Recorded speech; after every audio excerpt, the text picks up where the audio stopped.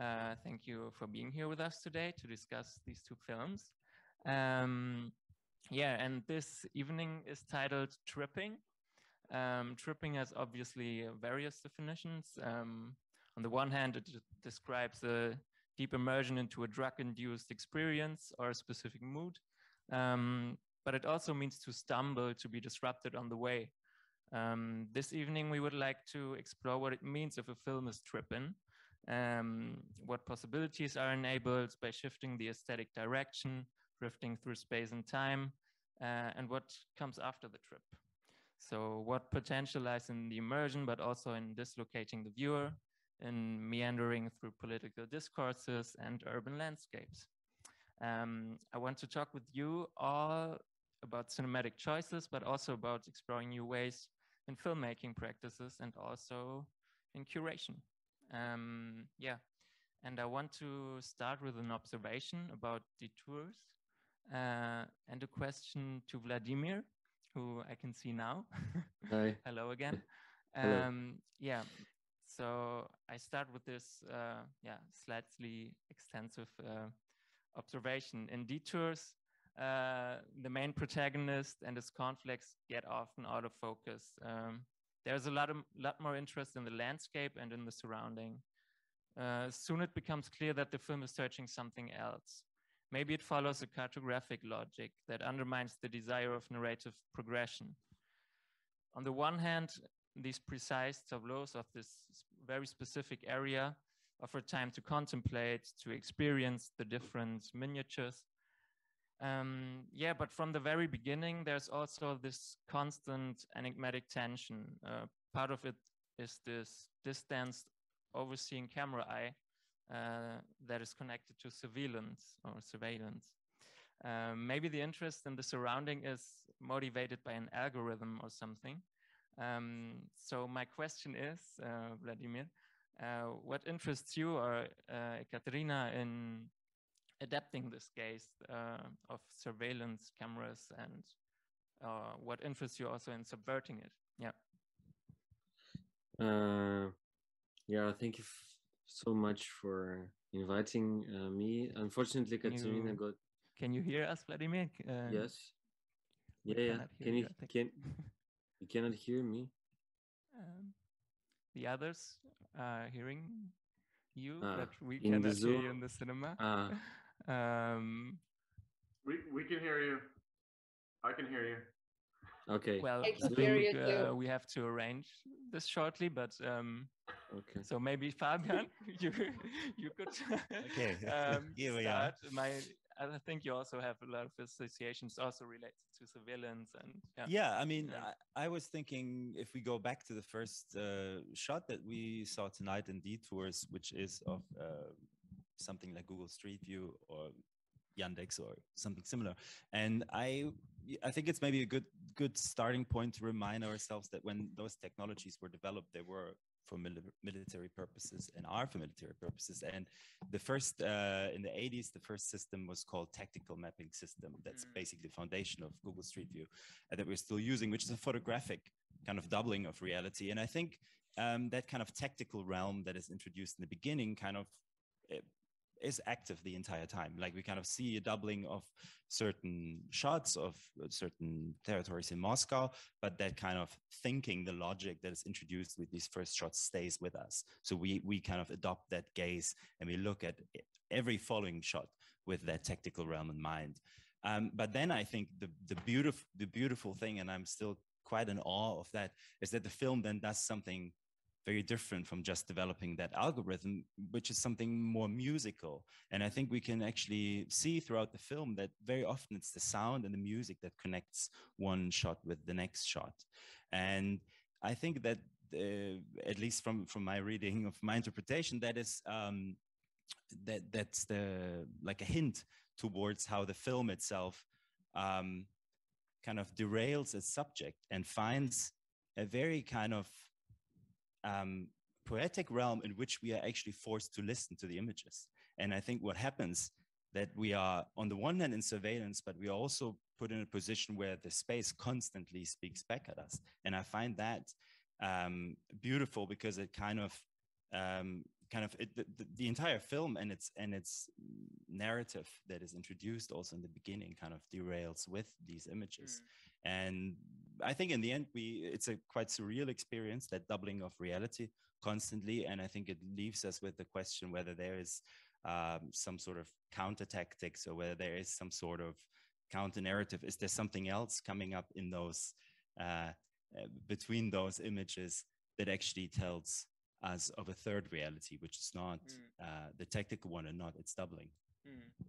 So the unseen in the film, maybe. Yeah, and I think that there's a really strong lyrical quality that kind of gets developed throughout the film, and it doesn't take away from the devastation. It doesn't take away from the surveillance still being present, but it also introduces another idea to look at these spaces and actually gives the spaces a voice as well, although they are not largely not like crowded spaces. It's also an interesting take on looking at the urban environment, which is very much through sound more than through exploring the crowd, which gives it, I mean, that's leading us to other questions, what it says about the public space also, especially in a kind of Moscow context. But maybe that's for later.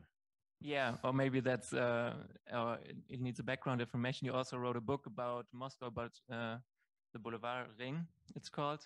It's about a specific other area in Moscow, but it shares a bit this logic of miniatures, small epigraphs, and also, yeah, that are very much interested in these, how these spaces are inhabited. And how do you, or what were your first association maybe with related to the research process you did for your book, or I think in terms of its composition, I think both films tonight were very inspiring and challenging in their forms, and I think that's the beauty of also speaking about them tonight, that we actually can speak about that dimension where both films are also films about film, about making film. I mean, we see a largely photographic film with detours that is actually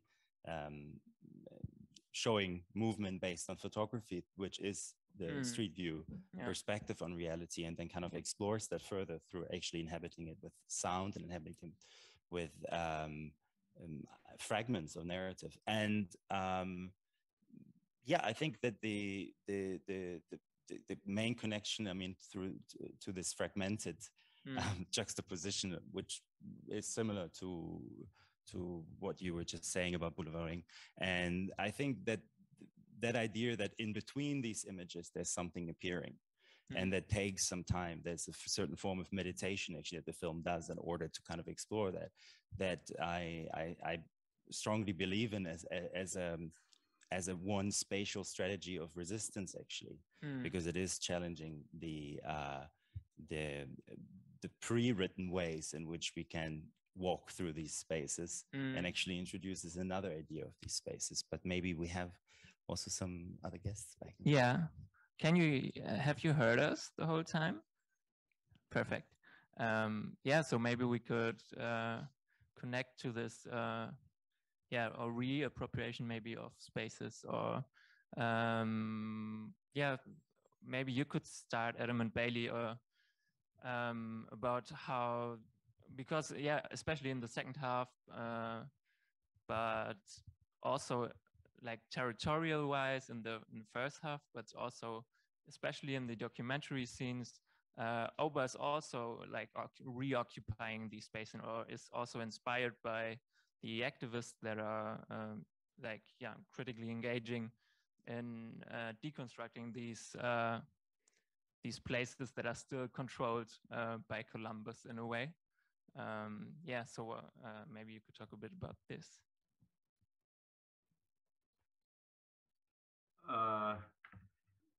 Can you hear us? No. You can't hear us? Yeah, we could still see I can them. hear you, but I think Vladimir probably difficult too. in this way. We're in this many. Now we can hear you. Perfect. Woohoo! Woo! Yeah, have you heard us, Adam? Yeah. All right. Would you like to talk about this or? Yeah. Can I ask how many? We can't see the audience, and I'm just. Oh, really? How many people are in the audience? Sure. How many? Should I count? Yeah, make noise. If we were there, it would be, I don't know. Yeah. So some people. It's like More wow. More than 20? Can you swap the screen, because like I can see myself. Swap like swap it. Salim and Fabian speaking and it's me huge. Okay, I so don't know some about that. people. Okay, more than 10. Hi. More than 10, definitely, yes. Hey guys, sorry we couldn't be there. It looks like a nice theater though. Yeah. Yeah, it's very beautiful here. Cool. It sounded good. It looked okay. Looks white, but no, hold on. You see, it's just me all the time. No. Yeah, but I think it's. You're pinned. Unpin you. There you go. Unpin her. Yeah, I think now we see the speakers. So, Can you repeat the question? Yeah, I mean the question was I was asking how this aspect of reappropriating the city was also like an idea in your movie. I don't know if it was an idea. You're talking about the event happening at the Natural History Museum potentially? I don't know. For example, yes. But also like when he's in the park with the community sharing this spaces. So yeah. I mean, if not, you could we could also not talk about spaces, but about time. We could talk about. I mean, there's very little difference, if you zoom out far enough between space and time. But that's a whole other conversation. No, I mean because time, for example, is a lot more central in your film, I would say, because there's for example Columbus who's saying time is not against us anymore, and you love to play with these different temporalities. You love to switch and shift through 500 years of history, appropriating images from other times, and so shifting time is, I think, definitely one of the key aspects in your whole cinematic vision, isn't it? Yeah, totally. But also, space too. I'm not saying like it's not about space. It's about time and space equally because they're kind of similar. But I guess specifically to your first question, I don't think we had ever thought about reappropriating the city or the landscape in a specific way. Like because it also gets to be a slippery slope in terms of like who was there first in terms of appropriation of space.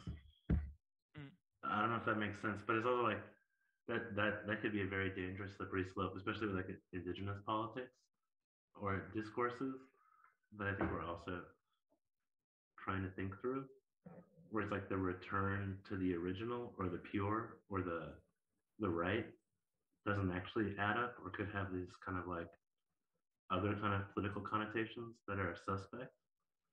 Yeah, or about like, I don't know, especially in terms of the documentary stuff, like to me, reappropriating means like maybe using something for a different intention than it currently is, and I don't know, people use the New York City landscape for like all sorts of things all the time, shooting pictures and images is just one of them. So I don't know, that's just where we all live. So I don't I mean, obviously like you can appropriate a location as, maybe you're talking about this kind of like claiming the castle, like Belvedere Castle or something, where we were filming is like, Oba's like, this is where like I used to live, and like reappropriating that, what is essentially a tourist attraction, as maybe something much more part of a much more devious vampiric history, like.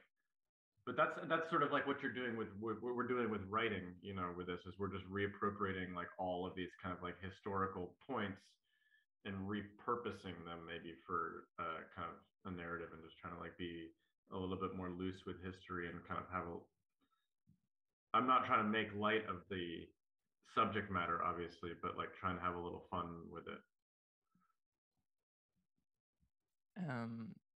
Yeah, no, Almudena, would you like to react directly to this, or maybe to your ideas also in combination of the films?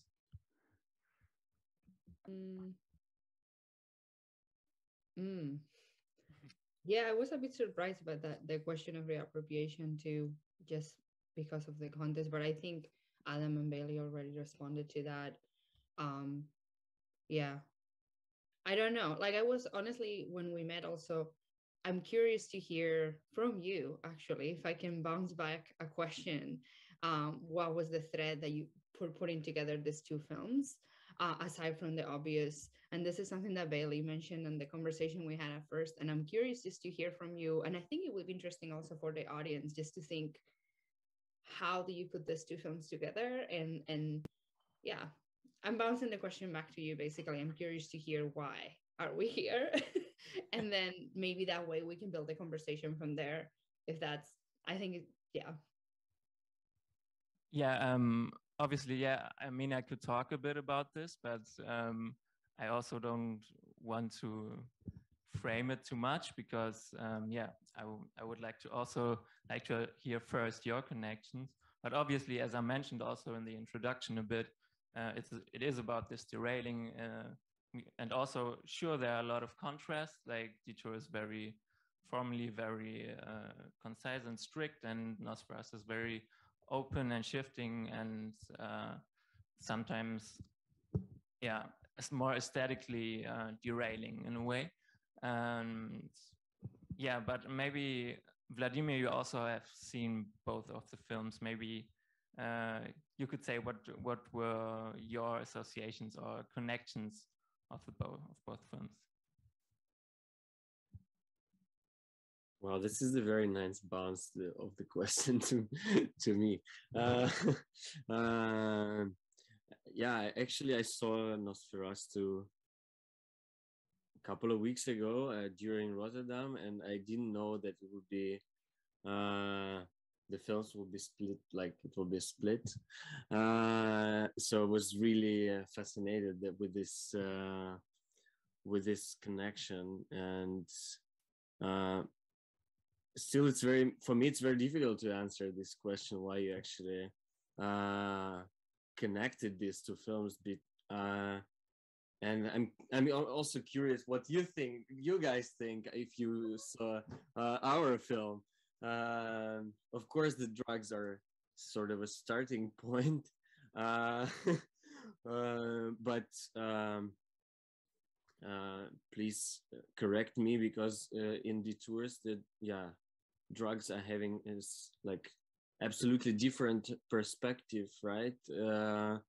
Of course, in NOSFERASTA, the using of drugs also like is present, right? And in DETOURS, we never see people using drugs or what actually it creates within the society, right? But mostly we observe the distribution, right, of drugs.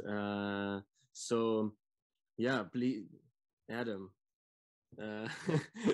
Bayley, can you help me with this?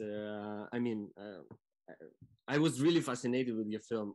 Yeah, likewise. But I think we're all sort of asking the same question, and we wouldn't all be here today if it wasn't for someone else in the room.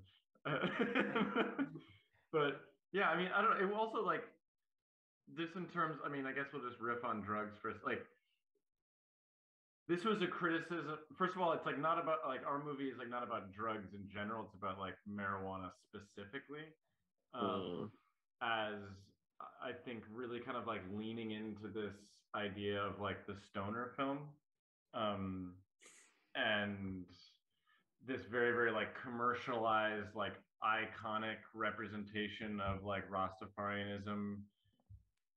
That's like the symbol of the weed leaf, and there's the that's like really, really just like scratching the surface of like obviously what like Rastas are all about.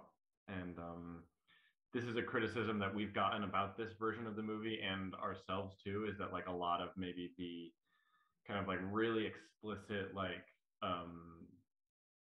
revolutionary like political intentionality behind like Rastafarianism is kind of like clouded in this kind of like haze of weed smoke, because right now maybe the movie seems like he just like smokes weed and then like has a political awakening or something, which is a little bit of a joke, and it's definitely like a lot more than that. So to be clear, it is a lot more than just kind of like, but you know, we had a shorter time to work with. Yeah. Maybe I can add on that, like from the tourist perspective, that the system that was like that the system how drugs are distributed in Russia and some like post-Soviet countries, but mostly in Russia, this is online drug dealing, you know, so nobody sees no one, never, because it's all done on dark web. So and the system that was created like almost like 10 years ago or something like that was created as a tool of resistance, because the drug dealing is highly marginalized, and you can, for amount of that your main character smokes, I can say that you can get up to 6-8 years in prison now, like for, I don't know, 0.5 grams of weed, you know. And so the system was created for, in a way, avoiding and trying to kind of, as a tool of resistance, as I said. Maybe this is like, I find common within the films. That's an interesting take, the resistance angle. Yeah, I think maybe to also bring it back to the reappropriation angle, like in terms of like thinking about history as this amorphous blob that we could all appropriate to tell a better story of like a past, present, and future we'd all like to inhabit. There was something that was inspiring to us talking with Oba about Rastafarianism, but like thinking about it as like a decolonial religion. And that like the drug, if you labeled it that as such, was also like a form of resistance in and of itself. This is different than like the system of distribution you're talking about, but also I feel like maybe echoes that in some kind of way. I'm just riffing here. Well, there is also something about the invisibility of the systems. There is something in your film, Adam and Bayley, where there's this moment of like, we are a rumor, we are interconnected, but you can't see it. Although it is very obvious, but not everybody knows these relationships between colonialism and what is sucking up from everybody else, and all this history seems evident, but some people denies it, or just doesn't know that they are part of it, right? So there's this invisibility, which is also present in the other film. For what you are describing, Vladimir, there's this invisible network of drug dealing that is sustaining a particular social class, and that it is, you know, latching on the other social class, and it isn't visible in the city, although it is visible, as we can see. So I think, to me, and before I was just kind of bouncing the questions because I wanted to hear, but that was for me the you know, okay, this is what is happening in terms of retelling or resaying or just saying in the case of NOSFERASTA, but just kind of finding, aside from the drag question, right, that I found compelling from both of the films in very different way aesthetically, but yeah.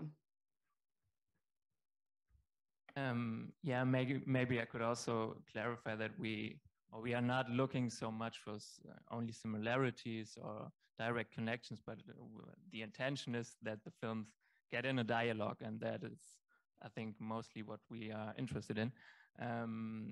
So yeah, maybe Fabian, you could jump in about maybe what Almudena has mentioned about this invisibility or drug restrictions and this form of resistance in it.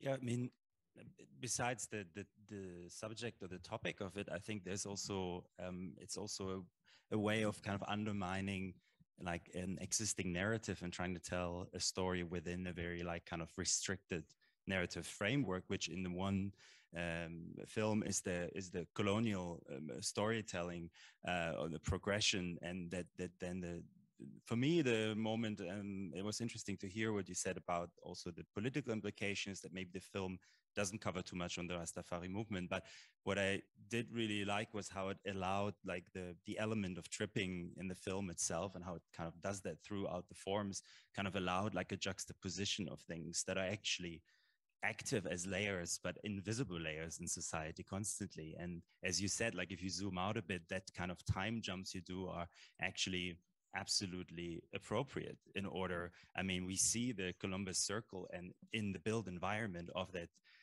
city, the colonial powers are doing that juxtaposition everywhere, symbolically and actually materialized, and also in the system. So I think that for me, that was really like kind of the beauty of the film, how that kind of quickly got you into that space of actually allowing for that juxtaposition without asking on like a plot driven kind of linear narrative, like, oh, but that's like a time jump.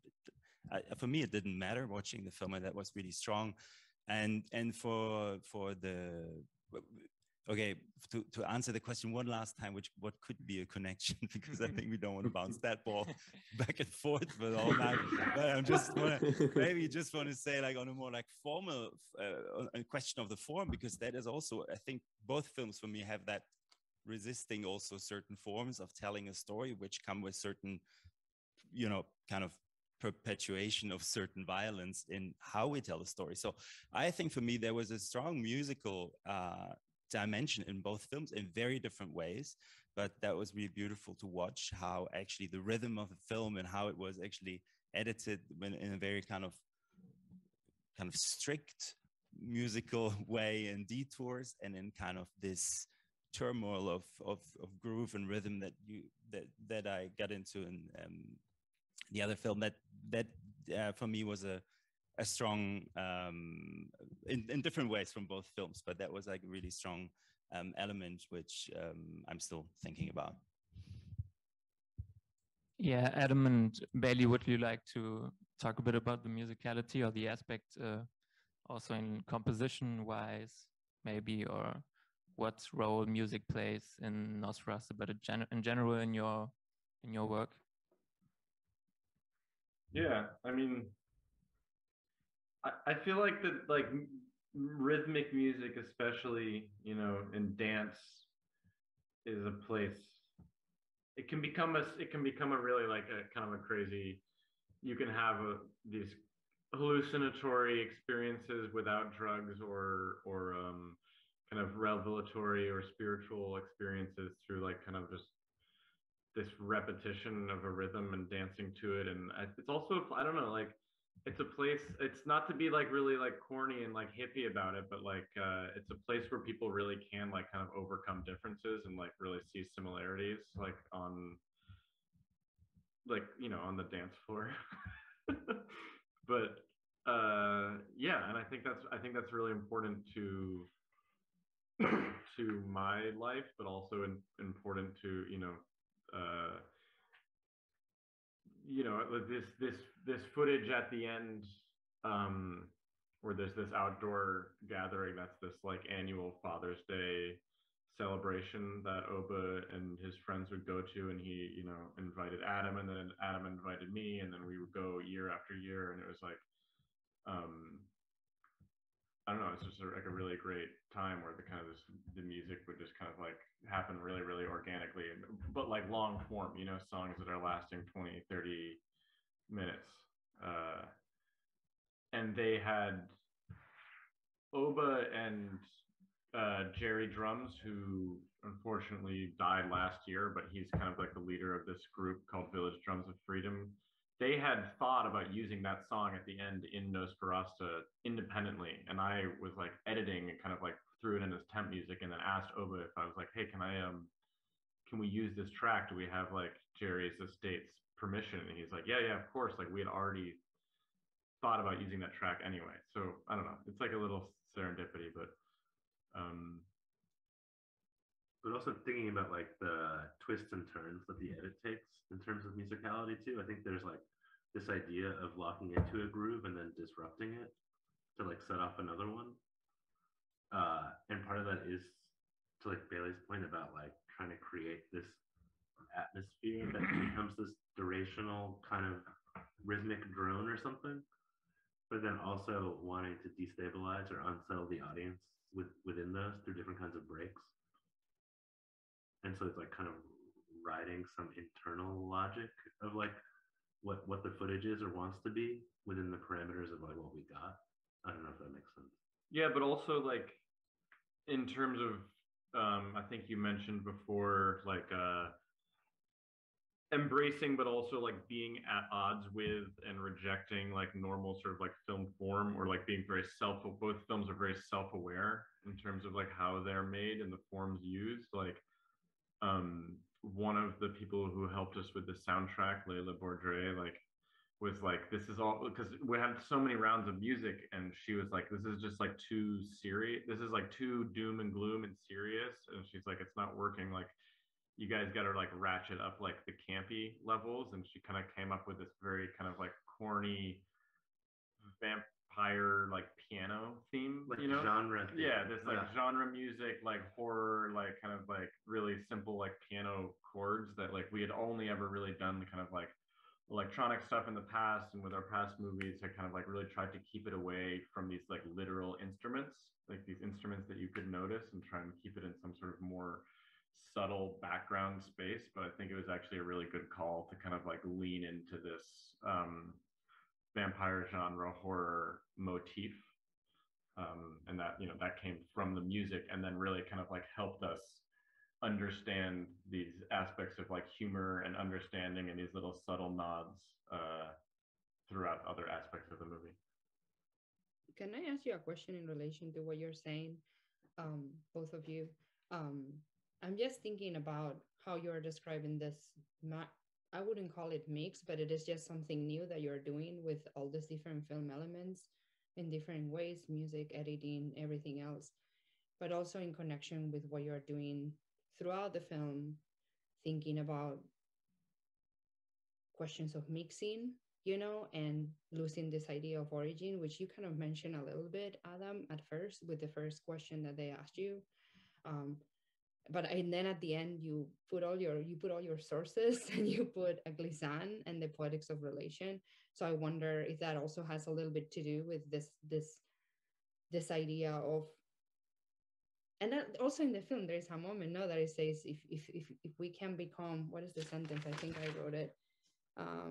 If we can change into one of them, we change one of them into one of us, and then you are working into this idea of maintaining the difference. And so I'm interested in that, just if you can talk about that relationship between creolization, mix, and finding in that relationship, in that moment, that being together moment, right? And holding it there, and holding that problem there, and that question there, and making us be there, right? And wrestle with it. If that's also something that it seems to me, at least, that is happening also on the form, you know? Just curious if you can talk a little bit about that. That super resonates. You then say. I guess, I mean, the thing we've been joking about is like the way to solve the world would just be to host a race orgy. Like the only thing preventing, you know, this utopian future is everyone's separateness. But then that's also like a slippery slope in and of itself. This is why I don't fuck with astrology, because it's just another way to divide and categorize people. Hot take. But just thinking, yeah, I mean, there's a kind of like separatist notion in the politics in some of our work in the past, or that like we've held personally, that also feel like there's like limitations to that thinking. But then the slipping into the kind of kumbaya, let's all come together thing is also we're apprehensive about. But then I think like this film, as it develops and will continue, is kind of in the hope that we could share a collective history while maintaining some kind of specificity, or like thinking about like, yeah, like indigenous diaspora, or like what that would mean. You know what I mean? Like everyone's from a place. Everyone's indigenous to somewhere. Yeah. Everyone has a story and a history, and it's like to do some kind of like Olympics to like prioritize one over the other becomes just as problematic as. But I also think there's something interesting about like Rastafarianism and therefore reggae in terms of the music question is like, I don't know, like white people love reggae music, and it's but like, and are like not ashamed, and like I don't even think there's any like,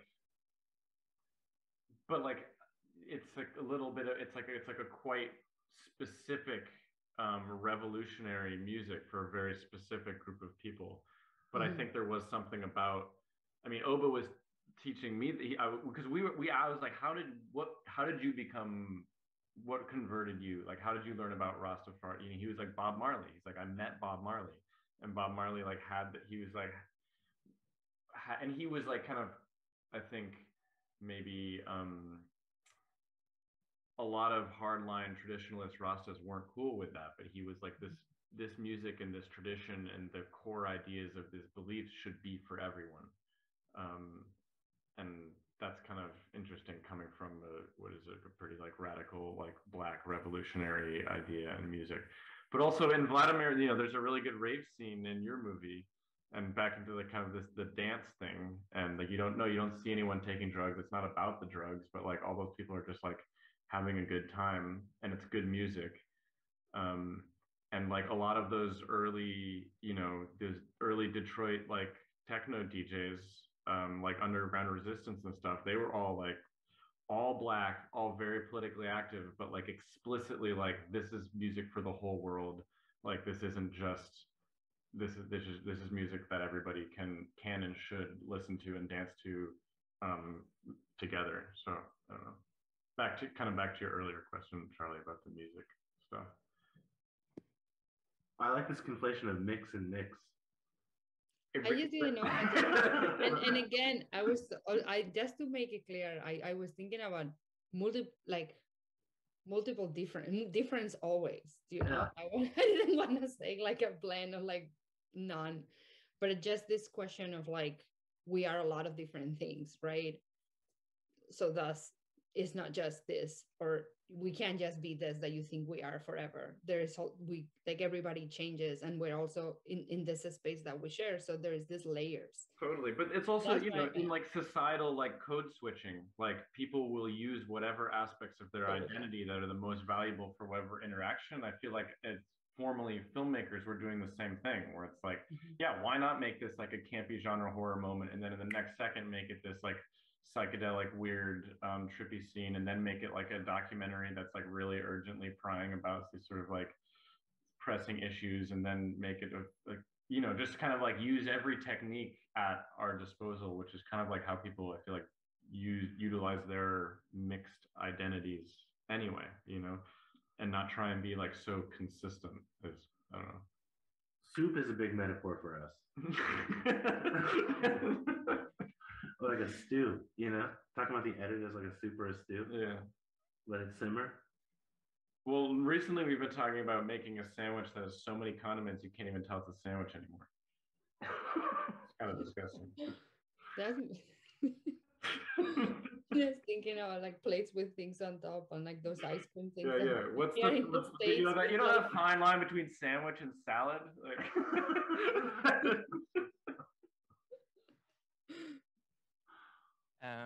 yeah, I just want to animate also the audience. If anyone wants to ask a question, feel free.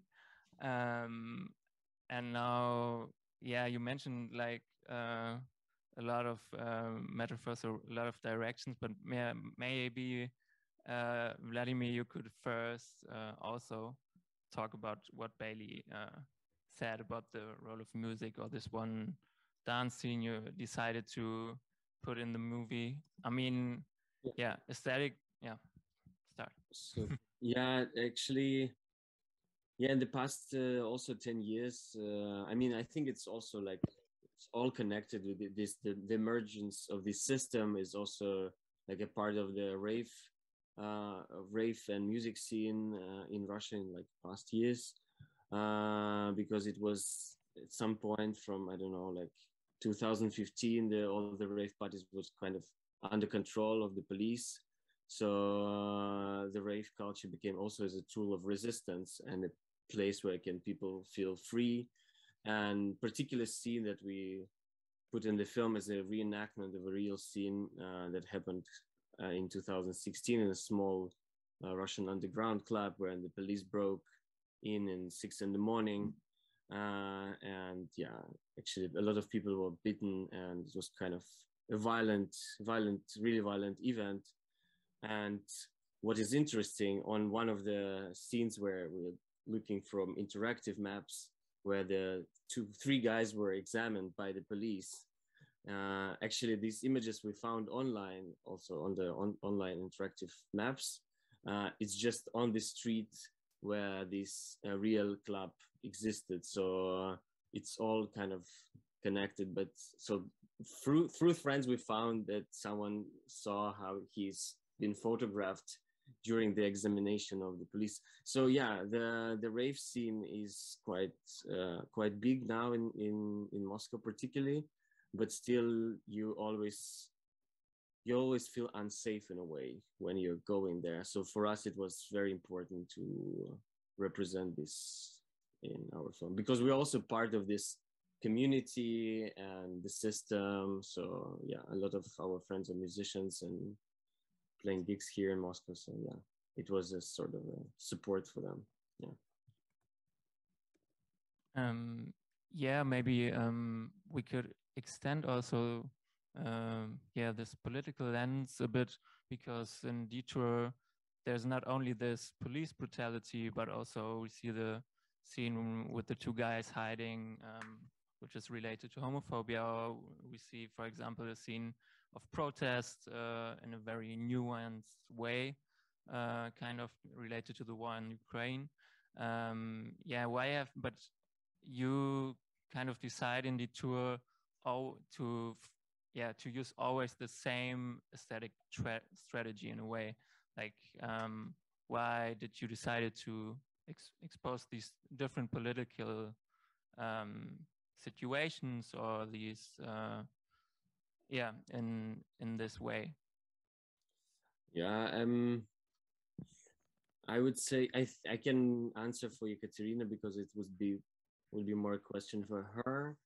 But I know, and in general, I think she's interested in as systems of oppression and resistance,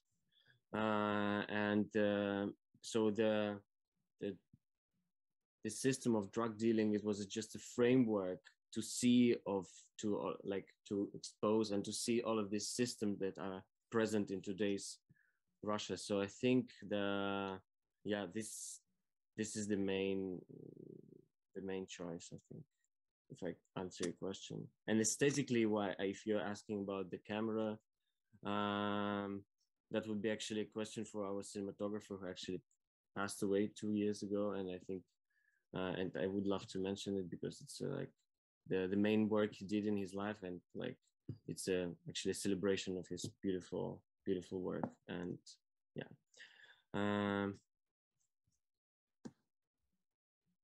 I don't know if you answered the question. No, yeah.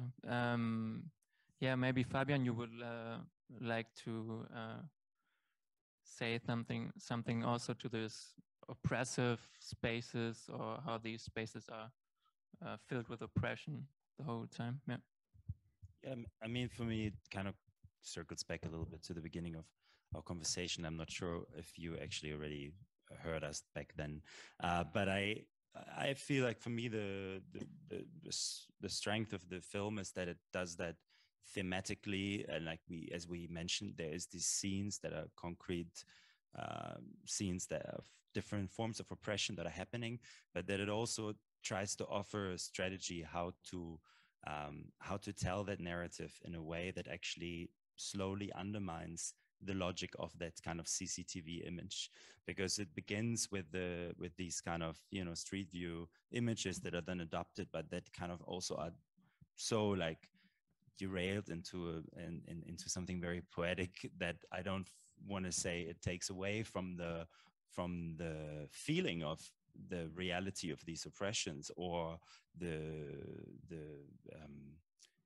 not absent from the screen, but I still feel that they offer at least the question: can you take the same tools like those CCTV tools the protagonist is using in the beginning and turn them against themselves, or use them in ways that actually can counter them. And without giving like a too hopeful kind of outlook on that, I still find that it offers that space, and that you like, because it's a film that I mainly are in the position of listening to these images in a way.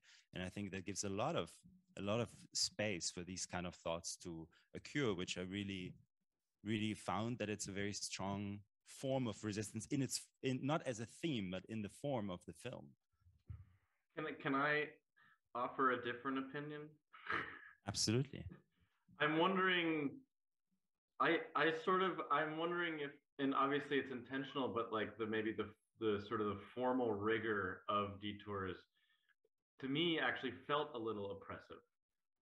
Obviously, on one hand, sure, can like offer an opportunity for the viewer to kind of like listen and view and watch at their own pace and pay attention to what they want to, and like kind of look at this person walking over here and like listen to this sort of cityscape sound. But at the other hand, it's like totally removed from any of the emotions of any of the people in the frame, in the same way that like the buildings they're walking through are, or in the same way that CCTV is just this kind of like locked thing. And I feel like in that way, because you're watching, right, and you're like kind of, you're not like forced to watch a movie, but like you are sort of like beholden to this like thing you've chosen to sit down and view. So because like the editing and the camera work is just like so distant from the emotional pull or the narrative or just like what anybody is feeling, it almost like feels like this kind of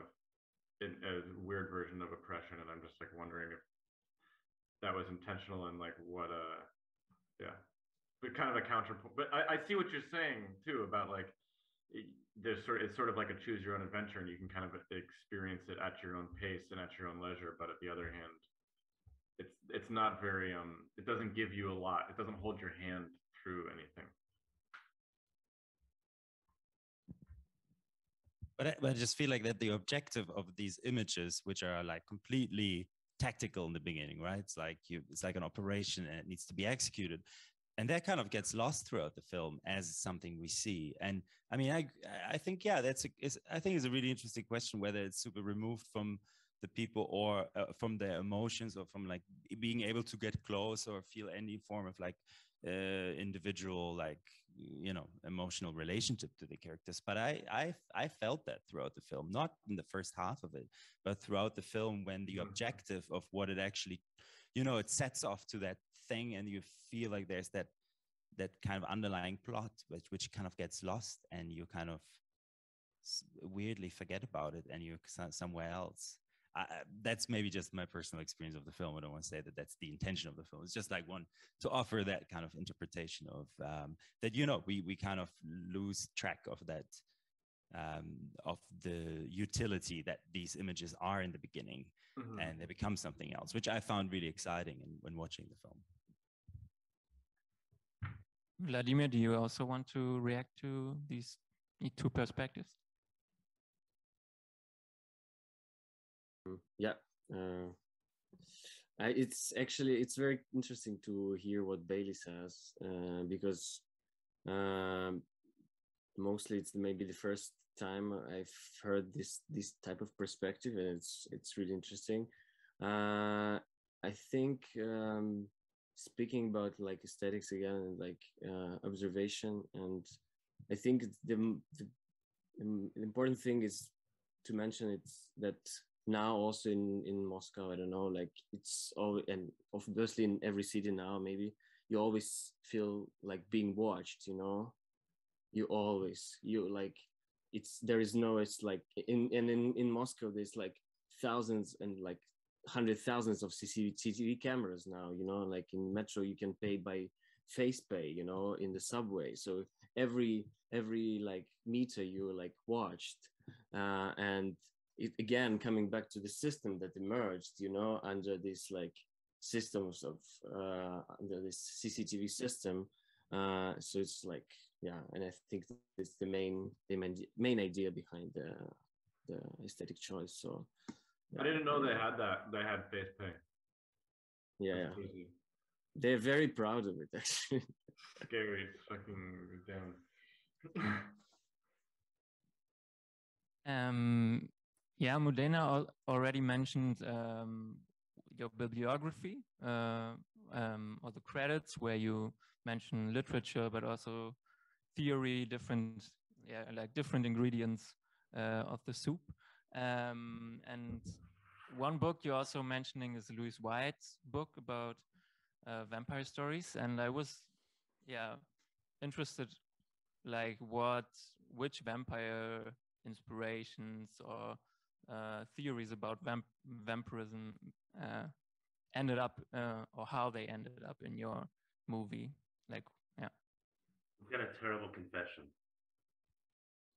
I don't have anything to confess. Well, I'll speak for myself. I don't like vampire movies. Oh, yeah, I agree. I'm not into vampire stuff. The reason I think why we have a hard time, this is, okay, so Oba's, again, like, I don't know, maybe we should call him and pop him up on the screen here, but he's like he's the vampire lore expert, and he was really pushing this movie for a while. The problem, you go ahead. I already said it. The problem with fucking vampire shit is it's never consistent, you know? It's like, are they dead? Are they immortal? Like, how can they die? Is it garlic? Is it a steak? Like in The Hunger, David Bowie's dead, but what's her face? The famous Catherine Deneuve. Catherine Deneuve is somehow like the parent of all the lover vampires. Like, it doesn't every single one has different laws and different logic, or they can be like, you know, or a silver bullet, or you're a daywalker. So if you're like born from a vampire, you can't go into the light, but if you're converted, you can't. Or this, like, every single, you know, there's no consistency, so it's like really hard to like kind of care about the stakes for vampires. No pun intended. And like, I think the Louise White book, which is like recommended to us by someone who is an anthropologist and has done a lot of work in Senegal, actually, and like saw like an early cut of this. Is like, wait, have you guys not seen this? So we sort of started reading this book very late in the process, and it's all about how like the vampire is this idea of like a rumor, and it's sort of like filling in the gaps of the unknown, and it's like the reason. And then you do research into like actually the history of vampires, and it's kind of the same thing whether it's in colonial Africa or in Romania or in, you know, the Caribbean or any of this shit, where it's just kind of like this fear. It's like this kind of rumor mill churning out fear, and like, so that's why it's a very mutable kind of metaphor that can kind of apply to many different things, but it's essentially this parasitic thing that has to do with like human bodily fluids. But that's sort of, I don't know, that's the Louise White book is very much like this, where it's like there is no clear-cut definition of vampire. Like a lot of these languages don't even have a word for it, but they're all kind of describing these creepy, you know, no one ever there's no firsthand account. It's always like this, I talked to someone who saw this, who talked to someone who, you know. Well, maybe that's the thing that's interesting about vampirism, not vampires movies. You know what I mean? Yeah. It's this idea that, like, yeah, it's like this like whispered thing in the shadows that everyone kind of knows is true, but no one knows is true. And I think that's why vampire movies fail to agree on like, or vampire books, whether it's Carmilla or fucking, you know, Dracula or whatever, and then none of them have a consistent like definition of it, which is, yeah, something we're embracing, I think, and leaning into and exploiting, basically.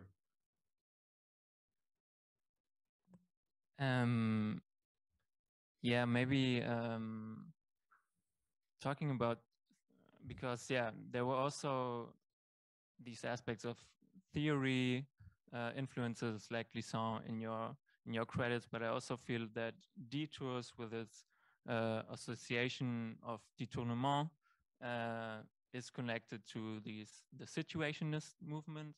Vladimir, maybe can you talk a bit about this theoretical strength? Yeah.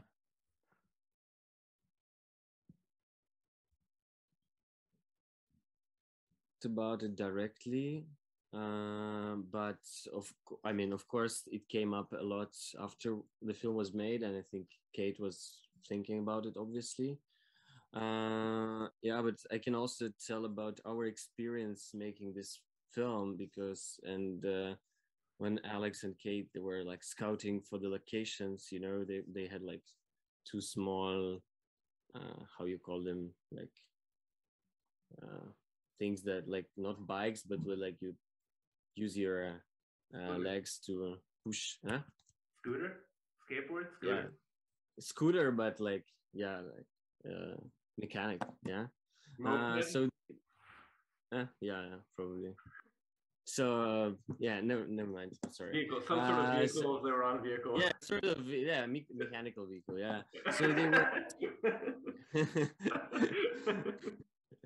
So they were using it to scout locations and remote places around Moscow, because Moscow is like really, really huge city.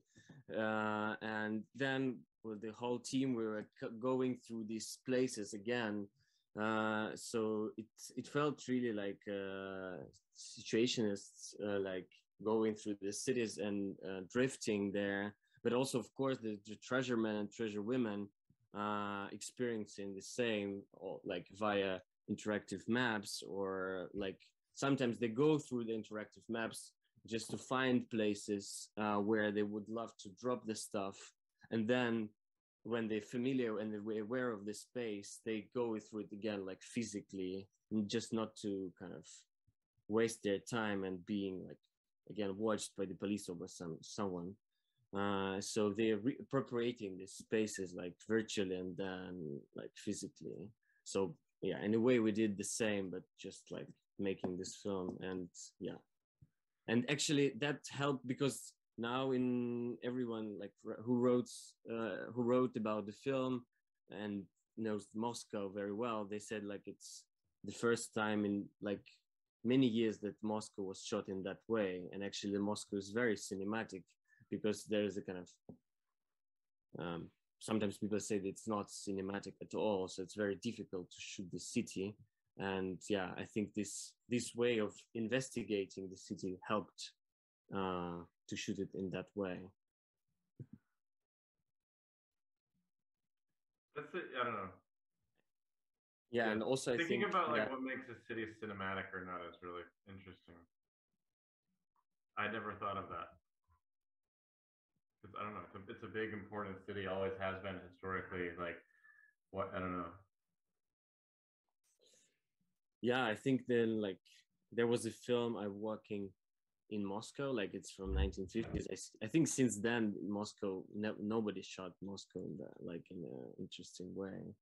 But also this detournement or like drifting helped to find a lot of scenes, like that were implemented into the script and into the film. What we kind of observed happening at these locations then ended up in the film, because there's all these scenes in a way in the film are like reenactment of real events that happened or were observed. So there's almost nothing that was kind of spontaneous.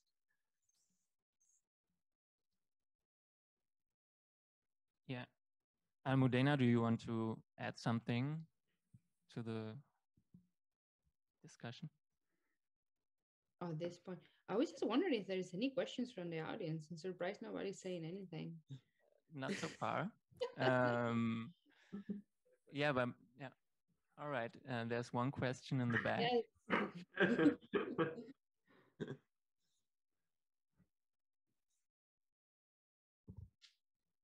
Thanks. I hope you can hear me. Actually, I didn't have a specific question. I just wanted to add a commentary and to point out some aspects of the very first question about the similarities between the two films and what is actually this aspect of tripping that connects them both. And as a viewer, I noticed, for example, this aspect of, I would call the multidimensionality of the film, because, for example, in the first film, we see the reality that is that is shown through the video stills, through the different sequences, but also the fact that we this change of the, if we go to the technical part of the films, this change of the aspect ratio. For example, we see 4.3 in the most part of the film, and then we see this aspect ratio of a smartphone, where we see the messages that the protagonist sends. So I think there were like different kind of layers or dimensions, I would say, but also the part where we see only the display of the computer, or this artificial intelligence, or the program itself, where the protagonist explores the place. And on the second film, this multidimensionality, I guess it's manifested through this, I would say, different kind of lens, I would suppose, because we see the camera watching the protagonist from different distances. We even see some kind of macro recordings of the leaves of the cannabis, or I don't know, some really close-up sequences of the protagonist himself. But there was also this part of the dynamics that is also this makes this concept of stripping connect both films, because I don't know what was the experience of the other viewers, but myself, I think that on the first film, for example, the protagonist moves moves geographically, I would say, from point A to the other point, and he's actually all the time moving, and we don't actually see him going back through the certain place that we saw him before. And on the second film, for example, we see these dynamics, but in time. Like the protagonist sits on a chair giving some kind of an interview, and then we see the actual story that he's actually telling, or even the letter that he wrote from a different time or a different place that we don't actually understand. And then we see the reality of that.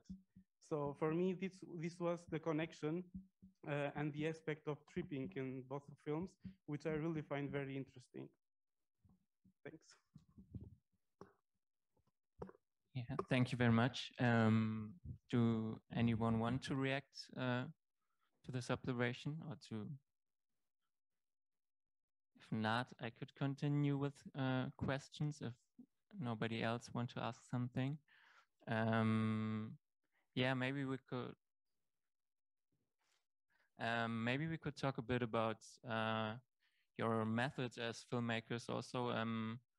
For example, Bayley and Adam, you also already mentioned this aspect of collaboration, which is a huge part of your experimental way of filmmaking, but you're also like shooting, editing, and writing always at the same time, and you always highlight that you like to let things grow instead of hammering it into existence, you say.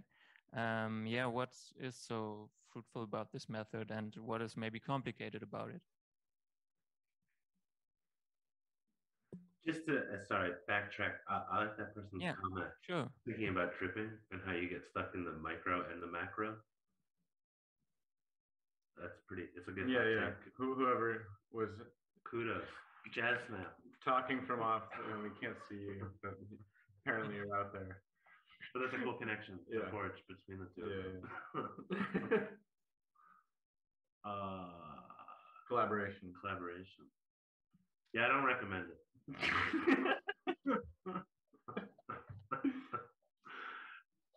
Teasing. Methodology. Yeah. The methodology, it's a hard one. It's tricky. Wait, what are we supposed to say? I know what I'm supposed to say. Okay. You didn't get I was thinking of the micro thing. You didn't get the script? No, I was thinking about the micro thing. You should have read the script for this. I think it's for me personally, like I'm, collaborating, but also making work that's like not about my own experience. And so to work slowly and to be able to have many stages and steps, to kind of like create something to share. And like, that's not to say to like expect someone else to like do the labor and like, you know, give it to someone and be like, hey, like, you're from the Caribbean, like, figure this out for me. That's not what I'm saying, but like, it's to just be able to kind of like check in and like work with people who you trust and like, and not rush something forward at a pace that doesn't allow for revisions based on feedback, I think is really important. So that's, I think, maybe what you were saying about writing, editing, and shooting all at the same time, is that it's, you know, you shoot a little bit, like, in the, you know, I don't think it's any secret that we're trying to make NOSFERASTA into like a full, like, kind of feature film that kind of explores this whole history, and like, this is the first stab at that. And discourse like this right now, and, you know, sharing it with our friends and collaborators and people we respect who have millions of different experiences, are all like a mix of something, allows us to kind of like go forward, I think, you know, with all of that in mind, rather than, I think, what the normal like narrative cinema method is, which is like, you kind of like create an idea in like some sort of like vacuum, and then like raise money for it, and then like shoot the entire thing at once, then you're like out of money, and then you're kind of like done, and you're like, okay, this is what we have, and then sort of respond. And it's this very, it's like, I don't know, I guess maybe we're just like not in a rush. Was this like trying to forge something new in terms of what it's saying, and how we're talking about history, and how that relates to the present, and how that could inform the future? And yeah, wanting to take time in terms of, well, just like this idea of like blind spots. It's like, how do you expose blind spots? Like, if you have a blind spot, you'll never see it because it's a blind spot. Yeah. So like, a way to get around that is to kind of open up the process and not make it this kind of like proprietary or secretive thing, which is like, again, traditionally how like narrative films are made. Like, you write the script, you shoot the script, you edit what you shot, and you're stuck there. And the bibliography, or the idea of including a bibliography or citing sources, I think speaks to that. Like, it's not as much about like, this is what we read, you know. To be honest, like, I didn't even read all of one of those books, you know. It's more about like, this is something that we're just, yeah, we're not being secretive about like the influences. And like, I feel like a lot of filmmaking is always sort of theft and versions of ripping shit off, and just kind of being honest to that, and being like, hey, if you're interested, like, here's where you can find out more, here's where you can find out what's been making our, you know, fucking gears spin in our heads. But it's like, when you're collaborating, it's like impossible to come up with like a specific answer, you know what I mean? And I think that's like, the work isn't trying to answer anything, it's more just trying to pose a bunch more questions to have a dialogue that continues on past it, or it's like a provocation for dialogue. That's the hope. Yeah. But I don't know, like, collaborating with Oba is like, I don't know, a crazy process, because he's kind of like, Adam and I like to say he's like this kind of like hotshot like LA executive producer or something, who like kind of reviews what we've shot based on his kind of like very general instructions, and then it's coming back with just like, we need more violence, you know, like, we need more blood, like these very sort of like emotional like gut reactions to what is like a very kind of like particular process. But I don't know, it's interesting. I think he's like the American producer in Godard's Contempt. I think it's interesting collaborating with someone, or just like, even who's just like, you know, he's literally as old as both of us combined, you know, he's 66. And I think that's in this kind of like mixed, like utopic, we are the world kind of like thing a lot of people are pursuing. I think like transcending generational lines too. And not to say like we like picked someone who's like not our generation, like actively because of that. But I think it is just like interesting. Like, I don't know, I've learned a lot from him because of just like how much older he is. And it's also like, I think that's one of the most difficult and exciting and complicated barriers in all of our different sort of like all of our differences is like how much older he is than us. And I think that's kind of interesting in terms of collab. Yeah, maybe related to collaboration and also friendship. I would like to ask you, Almudena, in an interview you mentioned you are understanding curation as a form of love, and as far as I know, your friendship and your long-time collaboration with artists is also very important for you. And yeah, maybe you could talk a bit about this new direction in curating and what is so, yeah, also maybe fruitful or difficult about it. Yeah. Yeah, I kind of got into this very by accident. Like most of the people that I program films are friends, which I don't know if that's a bad thing to say, depending on the context. You're like, oh, so you only program your friends. No, that's why I don't work for a specific festival, or, you know, I don't have any specific agenda, I guess. It's mostly people that I work with for a long time or in long term. And there's many examples of this, or that then the programs become a conversation. That's something that it happened with Ingrávidos. We both exchanged readings, and it's not about giving feedback or like what I think about the film, but it just becomes an exchange. I don't know how to. So what I learned from Davani, it becomes part of who I am and what I'm writing, and the opposite way too. So it's just, yeah, I mean, I find it difficult sometimes, precisely like if I would be working in the context of a film festival, I think it would be a little different. And I participated in festivals before, and that was a very different hat to wear. And for me, that becomes a little hard to differentiate, because again, I see it just, again, I do whatever, like I cooked for many of the filmmakers, or I write grants, or I recommend it to somebody else. So like if somebody has money to acquire work, I'm like, yes, this person, please pay attention to this person. And that's the kind of work is more behind the scenes, I think, or supporting work that you think that's the conversation that it's happening. You know what I'm saying? It's not about doing a perfect program. I'm more interested in maybe creating links through time with work from other times. So you can't do that on the context of a festival, you know. Yeah, so I guess I don't have a formula, or like this is what I do and this is what it means. It's just kind of based on relationships with people I love, you know. I don't know if this answers your question, but it can also be difficult and complicated sometimes, because when you're too close to a person, then yeah, sometimes it's like you're having, I don't know, example, you're having a glass of wine, and then there's the person, what do you think of my film? And it can be really chill and cool, but sometimes it's like, can we just like finish this glass of wine or something else? And then maybe we just continue this tomorrow. I don't know. It's just hard sometimes that way, because you're in chill mode. But I'm always in chill mode, which sometimes can be hard when in a very professional context like now, when all I want to do is talk about soup recipes, you know, like it's just, but that's how I am. I always been like this. I truly believe in connecting with people and learning from each other and being there and taking the bull by the horns. That's what we say in Spanish. You know. All right. So that's kind of how I approach curation. I don't know if this answers very well your question. Sure. It just sounds very natural.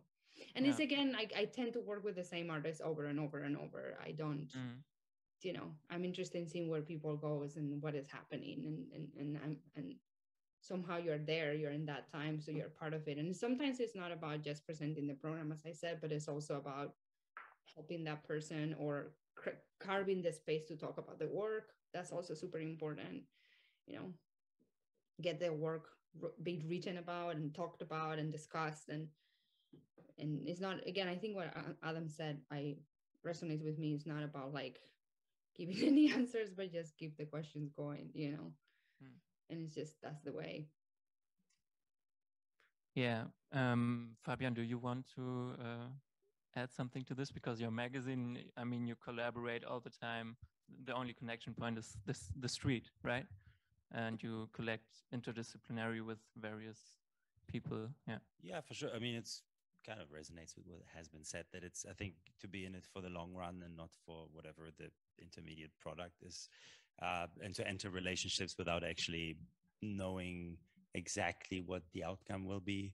I think that's the key to making things work, and then gather as many different kind of perspectives on the same, like for us, it's usually the starting point is the street, and then it can be reaching from film to writing to music, and everything kind of unfolds from there. But I mean, the general idea is like what has been said about the blind spots is basically just to kind of inform each other about that kind of experience of the space, and gather many different perspectives and go beyond the visible layers of what's there in the first place. And then it can take years. Sometimes some things can go fast and something happens, it's like magic, and some things align, and sometimes you just keep doing the work for years, and then you end maybe not always with a concrete result, but actually with meaningful relationships between people. And I think that's a completely different way to operate and to work than the kind of product driven kind of work. And I think it's more about creating a platform, or which can sometimes be like some sort of temporary family kind of construction that you kind of operate in. And then and that's the actual work. And then of course sometimes we put something out and something comes out of it, but often also it doesn't, and that's fine too. Mm-hmm. Yeah, is there any more questions? Yeah, there's one question from the audience.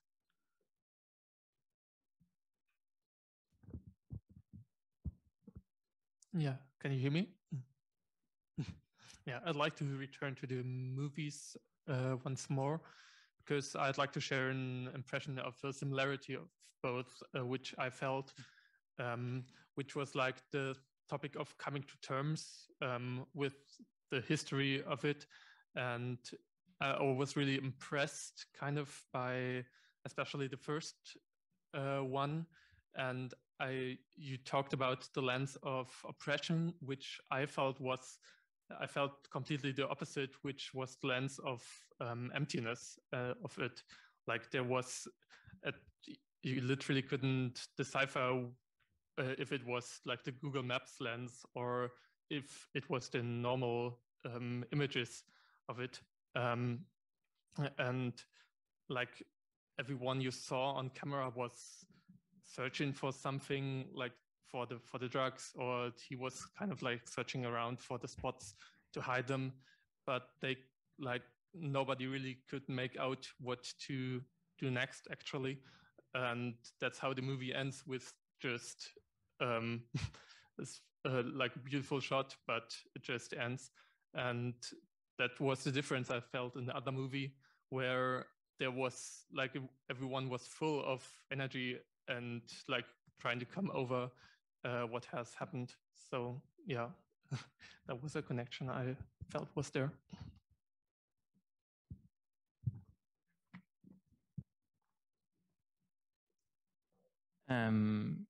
Yeah, does someone want to react? Otherwise, I have another question. Or yeah, Almudena, maybe because you said that you work quite without any plan, or maybe not without a plan, but without a strict concept, or without an institution, more independently. And Adam and Bayley, you said you have quite a specific plan or idea about your movies. You're always saying that it's also maybe kind of a joke, but I think there is an idea behind it about creating a Trojan horse. And you say the idea is, I quote, packaging radical political proposals within the familiar forms of accessible genre film. Like, you did in NOSFERASTA with this vampire genre. Could you tell us why you decided to take this plan of smuggling ideas in the world of cinema?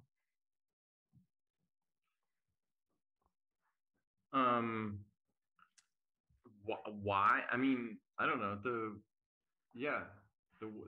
Look, I don't know. We're living in like a pretty busted version of reality right now, and I think the word oppression has been like thrown around a lot this evening, and I think I think it's pretty clear also that like the normal modes of sort of like countering that, like for example, like kind of working within like elected representatives in government aren't really doing anything. So I feel like it's up to everybody, you know, to figure that out themselves and to act, you know, collectively, individually. And I just think there's a responsibility to like accessibility when kind of like trying to push forward these kind of like ideas that are exposing a lot of like gaping fallacies in like kind of like the lies or the foundations of like the society we live in. And I think moving image is a really good way to do that. Entertainment is a really good way to do that. Laughter and comedy are really good ways to do that.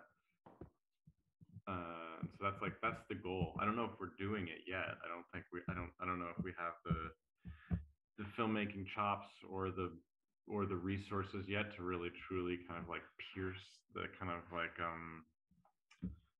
I don't know, art world like shell, but like that's the goal eventually. Yeah, my running joke is that like people don't go home and say, I saw a really interesting mid-length experimental documentary last night. You know, there's like, I saw a movie, and I kind of came up from this kind of experimental film background. I was like, oh shit, like people just watch movies, you know what I mean? Like, it doesn't matter. That's what I watch. I mean, that's, I don't even want, I watch, that's all I watch, you know. We're like writing right now that have been for the last couple of days, and you guys would laugh if you heard the references that we're throwing around it. Like, oh yeah, it's like, you know, it's just Super Mario Brothers. Yeah, Bob Hoskins. Yeah, it's like embarrassing how like lowbrow the kind of like the references, but that's the, I don't know, that's the shit that sticks with you, and like that's so I don't think there's any shame in that. We're trying to do it. That said, it's like really hard. It's like a lot of technique. It's a lot of experience. It's a lot of technique to try and to kind of like master that that very, very accessible, kind of, you know, easily digestible entertainment form. Yeah. Vladimir, do you also feel this responsibility for accessibility? I mean, you're running an experimental film festival. Yeah, it's really corresponds a lot of what's going on here now, actually. I mean, I've been running, yes, experimental film festival for 5 years in Moscow. But, you know, like our film now is like on the 3rd week of theatrical release, and it's been shown in like 20 cities around Russia. And actually it's doing like very well box office, which is really crazy for the local context. Even, I mean, first of all, like we never imagined that we will get a special distribution permission, which is like every film that wants to be distributed in Russia has to go through the censorship in Ministry of Culture. So there's certain people that are watching a film. So it was already a success that someone gave us this permission. But then we kind of, it was spread around this, like the huge country, you know, and people like actually starving and like really hungry for, I'm sorry, for experimental like stuff, you know, because it's full of entertaining films here, you know, and it's very difficult for these type of films to get to the cinema. And what we constantly hear from the audience that it's like, yeah, we were looking for something like that. And it's really great that something is happening like that. And it's very kind of, it's a good example for the community of filmmakers here that you can make other films, you know, that can end up in cinemas. Yeah. So yeah, and actually the whole process of making this film was sort of a detour of everything, you know, in terms of funding, because the film was never like it was not supported by any institution in Russia, you know, like any foundation or like film funding never gave us any support. So all the money came like from our pockets or from like some foreign funds. Yeah, the crew was very small. Yeah, it was a kind of very safe, small collaboration, you know, like within like small amount of people. And then, yeah, so it's kind of an event, and kind of, I feel very grateful for this happening because it really helps a lot of other filmmakers here. we just feel oppressed in a way in terms of the possibilities of making films here. But I really enjoy what you're saying, guys.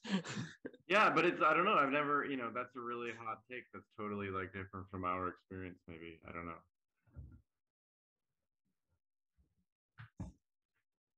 Yeah, is there any more question?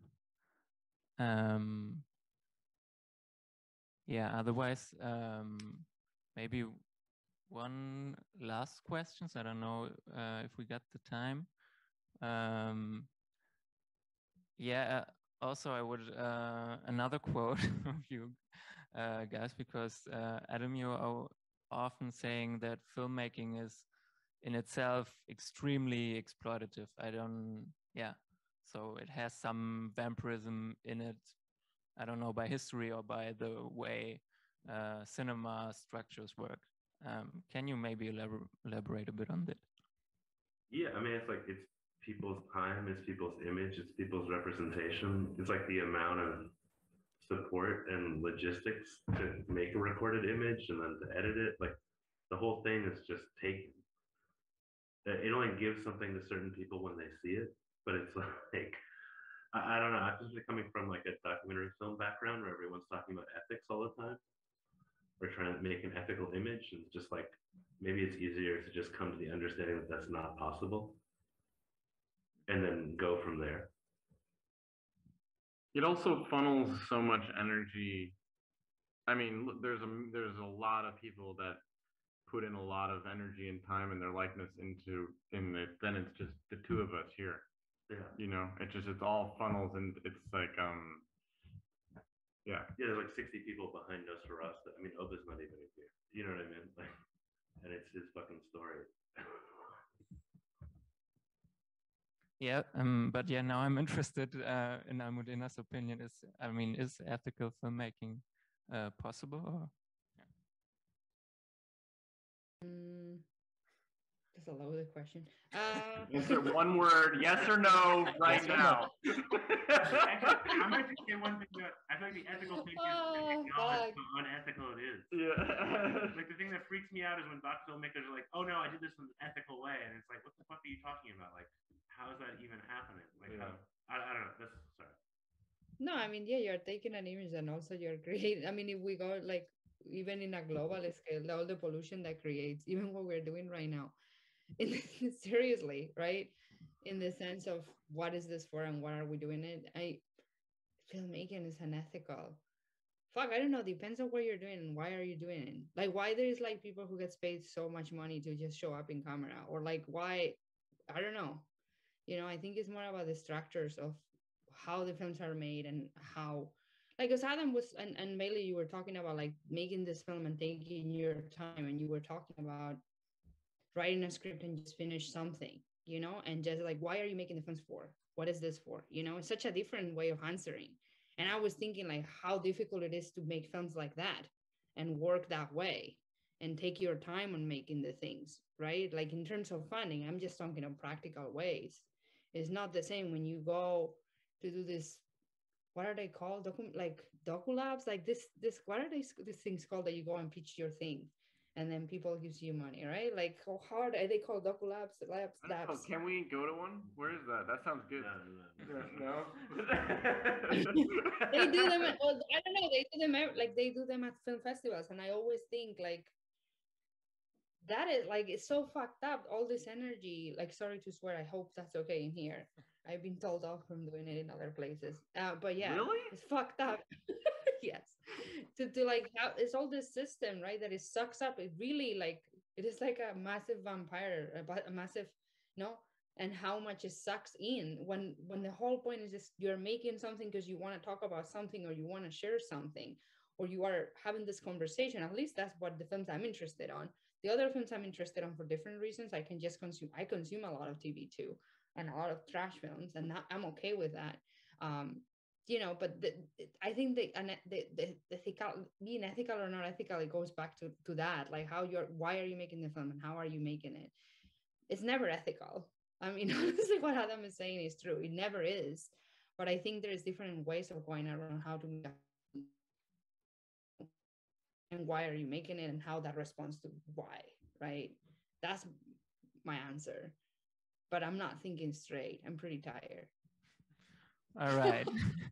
So maybe that's the sign to end this discussion. But thank you all. It's midnight.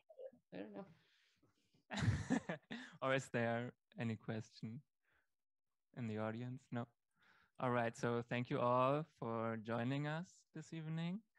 And yeah, I hope that we can maybe meet another year physically. And yeah, thank you all for coming also to the cinema. And please take a look in our program for the next few days. And yeah, thank you for participating also, Fabian, here in the cinema. Thank you guys also for your films. Thank you. Bye. Yeah, thank you so much. And thanks for watching and have a good evening, Berlin. Thank you guys. Yeah, have some wine for us. Go to a rave or something. Good one from Berlin.